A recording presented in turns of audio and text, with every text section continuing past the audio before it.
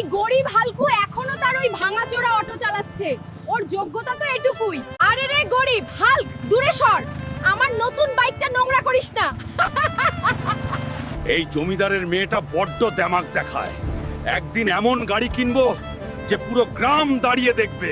আরে ম্যাডাম, এই গাড়িটার দাম কত? এই গাড়িটা আমি কিনবো, সে যত দামিই হোক না কেন। আরে হালকু, এটা বুগাতি গাড়ি। পুরো বাংলায় কেউ এত দামি গাড়ি কেনেনি। তুই গিয়ে তোর ওই লক্কর ঝক্কর অটো চালা।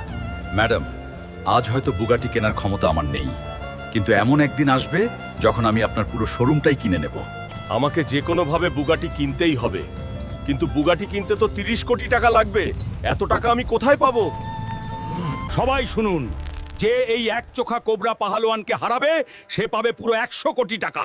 ওকে তো আমি ধুলো চাটাবই। এই গ্রামে কি এমন কোন পুরুষ আছে যে কোবরাকে হারাতে পারে? পুরো বাংলায় এমন কেউ